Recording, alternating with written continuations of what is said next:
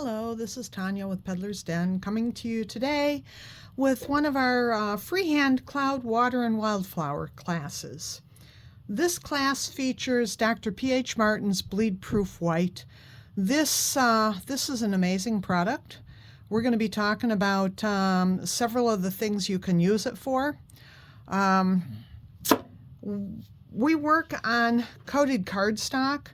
And so there is a certain amount of glare because the cardstock does have a coating which is somewhat reflective, and I have to have decent lighting. So it's one of those cases where, we just kind of have to deal with the glare. But these are some of the cards that we're going to be working on today. The thing is, everybody's cards are going to be different. Everybody's cards are going to be unique. This is freehand art.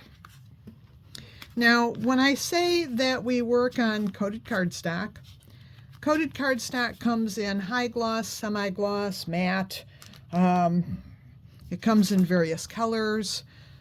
But basically, it is coated, which makes it non-porous. Now, it's not completely non-porous like glass or porcelain, but typically your inks will dry by evaporation more so than absorption.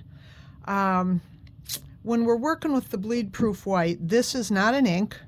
This is a paint. This is not tempera. A lot of people go, oh yeah, it's white tempera. No, it's not. I like to say, back in chemistry, I learned that like dissolves like. So if you have a water-based product, or let's say a water-based marker in our industry, and you want to color a card that has been stamped in water-based ink, you're going to dissolve and smear the stamping because like dissolves like. And your marker has the same fluid base as your ink, and so you're going to get rewetting and smearing and what have you. The Bleed Proof White is water soluble, but they have done something to it. They've manufactured it with a blocker in it, and you can put this on top of water-based inks or on top of water-based markers or almost anything. I'm sure there's some things it won't work on, but I haven't found them yet. And it won't allow that ink or whatever's underneath of it to bleed through. So we use this for clouds. We use it for water. We use it when we splatter snow. Here we've used it when we splattered snow. We use it to create snow and what have you, and an icy finish here on the ice. My design team member, Hannah Gibson, is the one that is responsible for us starting this class. And Hannah has made all of our background papers. Well, I printed the paper, but Hannah did all of the artwork for the background papers. They all feature making a scene stamps, but Hannah is a very gifted artist, and she has taken them and created some amazing scenes for you to work on. Now, if you absolutely love them, you can buy a refill package from us so that you have more of them to work on, or you can purchase stamps and inks and make your own. But there's a lot of learning curve there.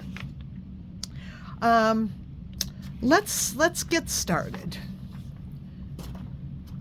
I usually start with this one. It's not the simplest, but it does feature the core technique. So the first thing you're going to do is you're going to open up your Bleed Proof White. Now, in your little boxes of Bleed Proof White, and sometimes they're kind of wrapped up in the paper, but look when you open your box of Bleed Proof White, there should be a stirring stick. And we're going to open up the Bleed Proof White and stir it. Now, my bottle is more than half used, which means that when I put the lid on it at night, there is air inside of it. So when it's exposed to the air, it begins to thicken and dry out. When that happens to you, you can dilute it with a couple of drops of water. Like I said, it is water soluble, but you never want to get too much water. You never want to, less is more. You don't want it to get too thin. In your kit, you have 2 paint brushes.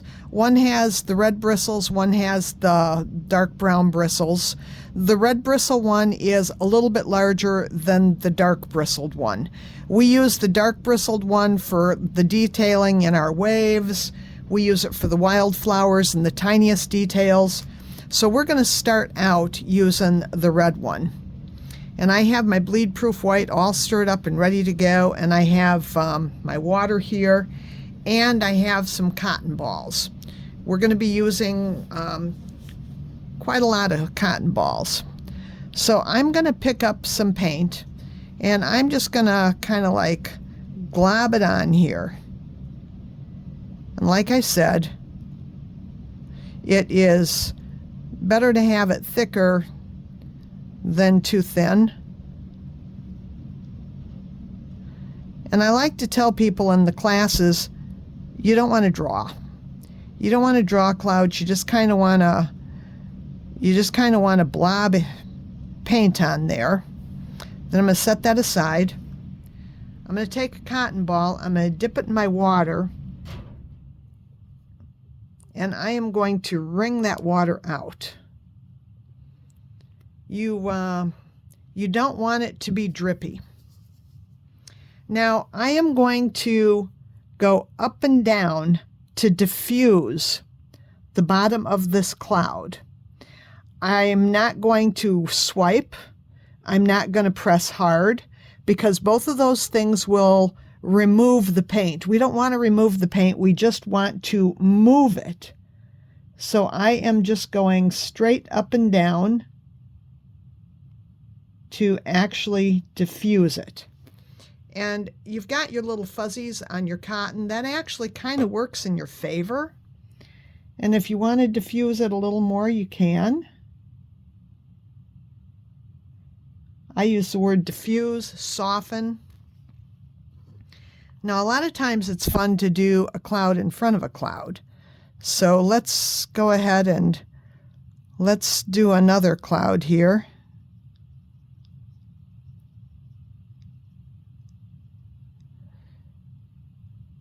And remember, every time I do this, it's a little different. You really, this is a technique that you really can't replicate identically. I'm taking the same cotton ball and I'm going to diffuse this. Now, sometimes the wispies get a little bit out of control and you have to do something with them.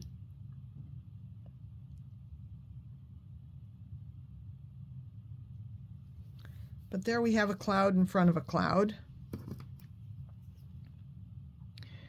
And let's see if, well, I don't know. I put them low enough. There's really not room for a third one, I don't think. Now, the nice thing about this is you are working on coated cardstock. And because of that, it's going to give you the opportunity to rework it some. So if you decide that you just really don't like what you've done here, take a different cotton ball and you have a free do-over. Look at that. Try not to use any more water than you absolutely have to, because eventually it will damage the surface of the paper. But if you're sparing with your water, you can have several free do-overs. So that style of cloud, we just blob the paint on and we try to diffuse or soften the bottoms. If you want clouds in front of each other, I would suggest that you do the highest back one first and then add the front one and so forth. Every single time you do this, it's going to be a little different. Now, after teaching this class for a year, I can tell you that the people that have been in the class are either water people or they are cloud people. And they will either have a relatively easy time with the water or the clouds, but very, very few of them actually get along well with both of those. So we're going to do a water splash here along the edge of the water.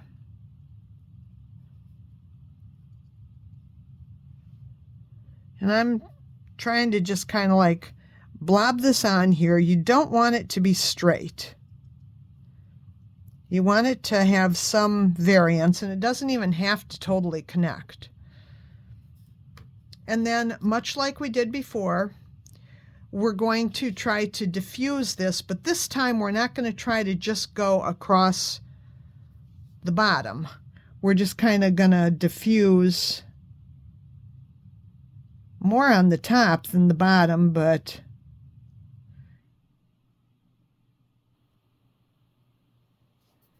okay, so like this water looks pretty good. I'm not crazy about this water. So I am going to wipe that off.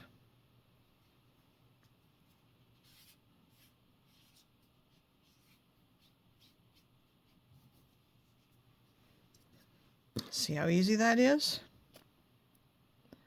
And then we're gonna try to do blobs like this. Sometimes I don't even feel like I'm touching the paper when I do my diffusion. And you know, you don't really have to touch the paper. What you have to do is move the paint.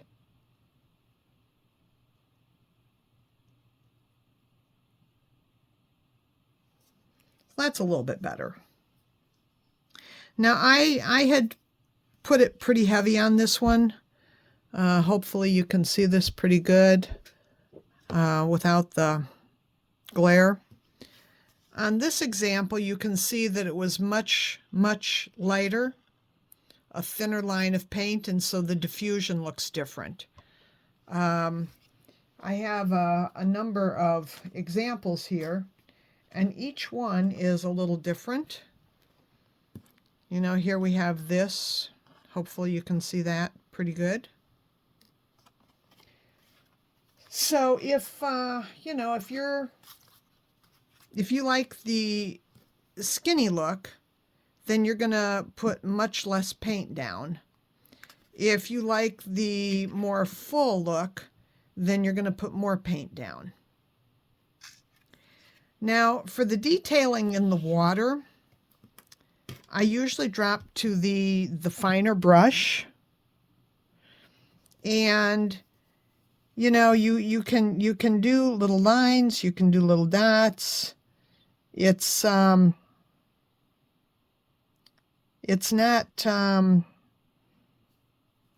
critical which way you do it. And people always say, well, you're going along the top or the bottom of the wave. Well, you know, I don't think it really matters as long as whatever you do, you're kind of consistent.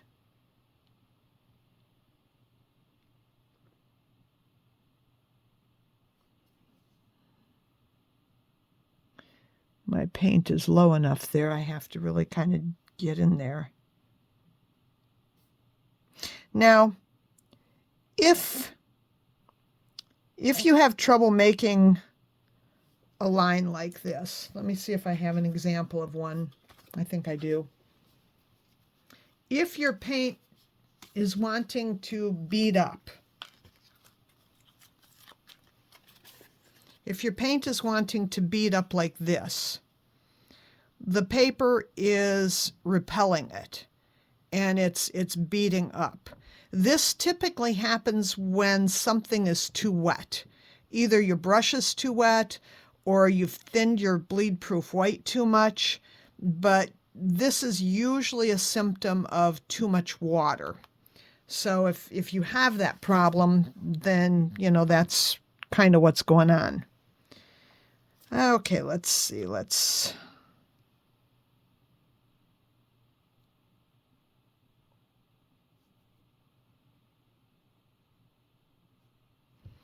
Now on this one, some of the water has the upward flow, and that's fine too. That that kind of gives it a fun texturization.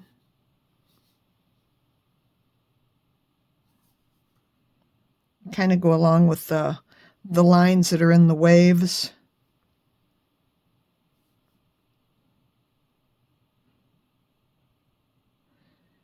And I'm not going to do a whole card here because who wants to watch me do a whole card? But if you look at the two of these, you can see where I'm going with this. Just texturizing that water, putting some highlights in it. When you get down here, you don't want it to just be this region and this region. You want to come together with a little bit of detailing to kind of connect them. So now we've got, on this card, we've done one style of clouds, we've done some detailing in the water, and we've done a water splash. Now I am going to set those aside, and we're going to look at the second style. This suggests wind. This suggests wind movement, okay? And whether the wind has broken up the clouds and it's moving them or whatever, this suggests wind.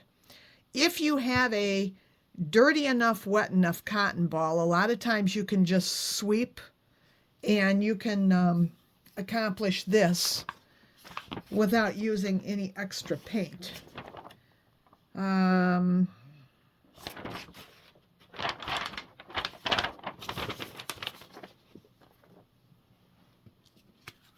Let me see if I can set these aside and grab one of these. Okay, so I'm going to see if my cotton ball is grungy enough. Actually, it is. The thing is, I don't know if you'll be able to see this or not.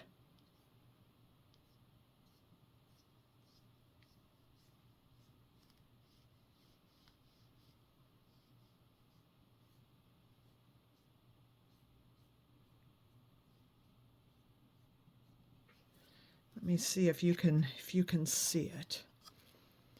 I can't see my camera. But can you see that suggests wind? Now, if you want to, you can combine this with the other style of clouds. You don't have to do all of one or nothing.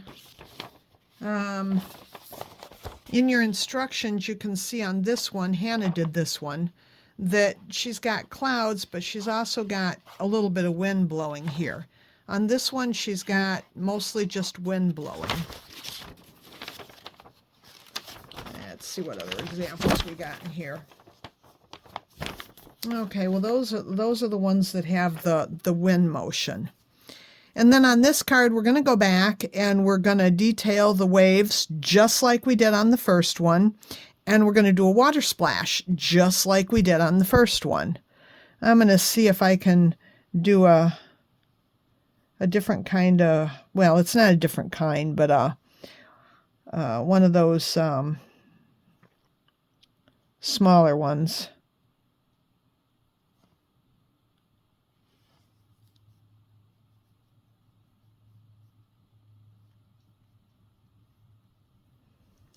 Let me see. These aren't my favorite cotton balls. But when I sat down to do this today, this was all I had left, so. Alrighty, let's see if I can do this.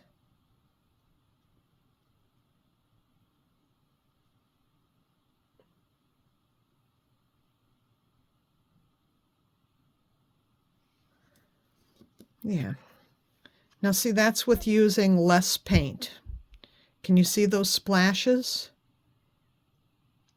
So this technique is one that you have to be okay not being in control. You have to be okay just kind of like taking the art wherever the art wants to take you. I'm gonna, where's that one?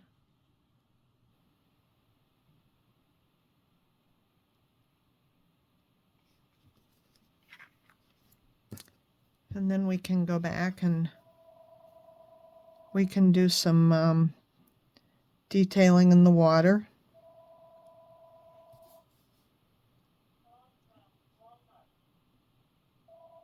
Yeah, my brush is too dry. I'm going to have to, there we go. Let's try this again. Yeah, there we go.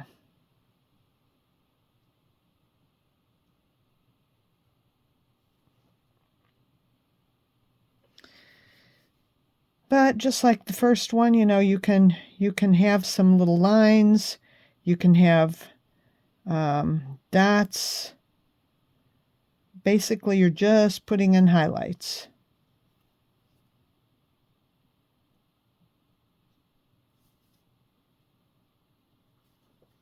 Oh, I know it. I'm having trouble because I'm using the red brush instead of the dark brown brush. For the tiny detail like the water and the wildflowers, this brush will work better. I know they don't look like they're a lot different, but they're just enough different that it gives you that control that you really need.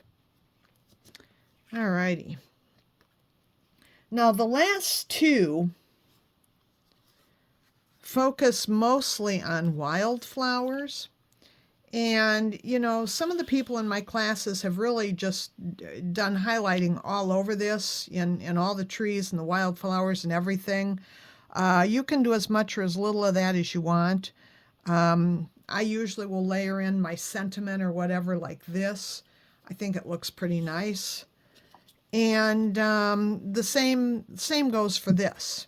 Now we are gonna work on one more style of cloud here. Remember the first one we diffused the bottom of the cloud. This style of cloud is going to be a little more like a sponged cloud, and we are going to try to diffuse all of it. So I'm dipping my cotton ball in the water, wringing it out really good. I don't want any drippy. And then I'm going to come back and I'm just going to kind of go up and down. You can see it's picking my paper up.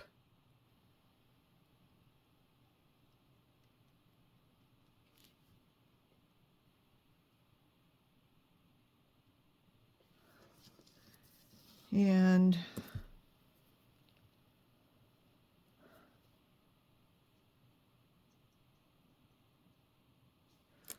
try this here.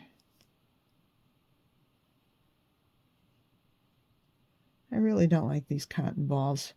The cotton balls that you get really make a difference.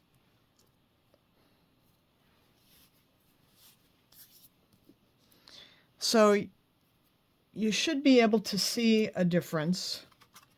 We have this style of cloud. We have kind of a spongy cloud. We have just air movement. These I haven't really illustrated real well. Part of that's because this cotton ball isn't working as well as my favorite brand. But here are a couple of other examples where I have done this. And many times, I actually kind of like this one too. Many times it'll get broken up enough and then I'll go back and I'll just punch up a little piece of this. That's what I did here. It was broken up to the point where it was a little too broken up.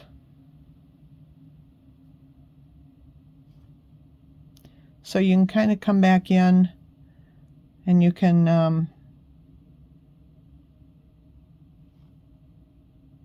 punch up a little bit of the opacity if you want to, without losing the spongy quality.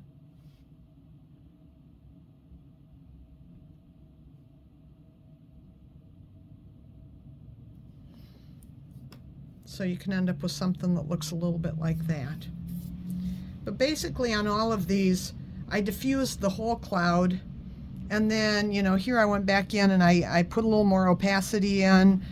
Here I did that as well, and here we just kind of let it fly. I think I put a little bit here, but for the most part, they're all fine. But clouds are not a real formed, uniform thing many times. Many times they're just kind of texturizing the sky when you look up. So I think this is actually a pretty accurate rendition.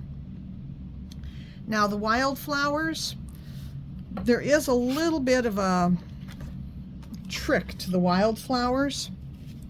First of all, use the correct brush. And then I kind of follow along with the stamped image. And I do dots. But I do dots like here are individual dots. And like over here are clusters of dots. So it looks like flower petals, or clusters of little flower petals. And you don't want uniformity. You want some real tiny ones. You want some that are clusters. You really want to avoid uniformity. But I tend to just kind of like follow along with the stamped image. And you just kind of want it to be random. And have I ever mentioned that random is hard? So anyway, this should give you a real good idea of some of the uses of the bleed proof white. You now have your own bottle of it, and so you'll be able to play with it. Remember, because you're working on coated cardstock, if you really hate what you've done, just take a damp cotton ball and wipe it off. Make sure it's real dry, and then go again. So I'm just gonna, and when you're done, make sure that you wipe the threads on both your jar and on your lid off really, really good, because this will last you for a really long time as long as you don't let it dry out. And then, you know, make sure that you screw it on tight, and that should last you a really, really long time. I would suggest trying to keep the stirring stick. When I don't have a stirring stick, I stir with the back end of my brush, but then it's messy and you gotta, you know, clean it up. So that's about it for this class. I believe I said that we do sell just the card blanks. If you need some and you can't find them in the website, let me know. I can help you with that. And thanks for joining me. I appreciate it. So this is Tanya with Peddler's Den signing off.